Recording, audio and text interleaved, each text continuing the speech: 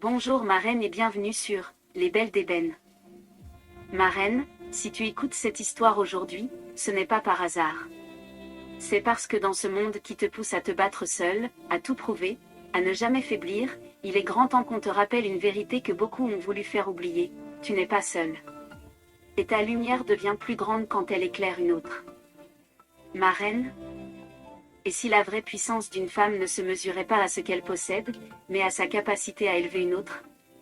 Dans un monde où l'on pousse les femmes à se battre pour une place, à rivaliser pour briller, à tout faire seule pour être respectée, il devient urgent de rappeler ceci, la solidarité entre femmes n'est pas une faiblesse, c'est une arme. Et entre femmes noires, elle peut devenir une révolution. Aujourd'hui, je t'emmène à Harlem, à New York. C'est l'histoire d'Adélaïde, une rêveuse devenue bâtisseuse. Et de Maya, une stratège devenue sœur d'âme. Deux femmes noires, puissantes, brillantes, qui ont fait un choix simple, mais courageux, se soutenir plutôt que se juger. Écoute bien cette histoire, parce qu'elle pourrait te ressembler. Et surtout, elle pourrait te rappeler que tu n'as pas à tout porter seule. Histoire, le pacte de Harlem. Quand Adélaïde Okonkwo pose les pieds à New York pour la première fois, c'est avec une valise pleine de toiles, de tissus brodés, et de rêves brûlants. Elle quitte Lagos avec une mission, offrir une plateforme digne à l'art contemporain africain. Pas un coin folklorique. Pas une étagère dans une boutique de souvenirs. Mais une galerie. Un lieu noble. Un espace qui dit haut et fort, l'Afrique est ici, belle, moderne, puissante. Pendant 3 ans, Adélaïde lutte.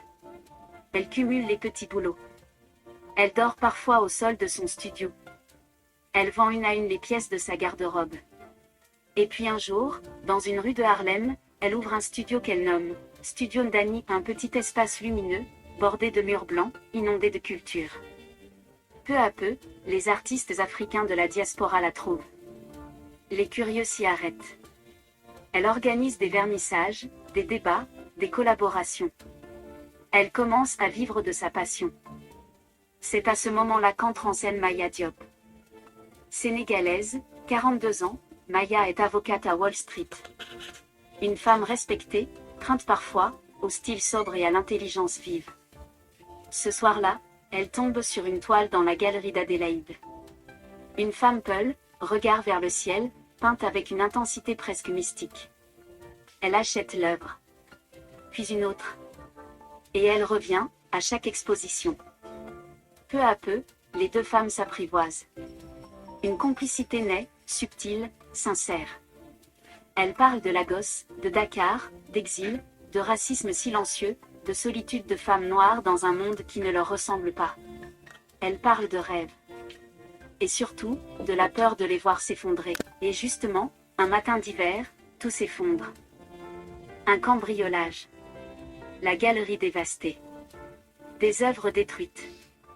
Des documents volés. Une facture salée. Les assurances traînent. Les artistes paniquent. Les factures s'accumulent. Adélaïde pense fermer. Mais Maya ne la laisse pas couler. Elle mobilise ses réseaux. Elle appelle, elle écrit, elle convainc. Elle organise un gala de soutien à Brooklyn, réunissant des entrepreneurs, des mécènes, des femmes noires influentes de la diaspora.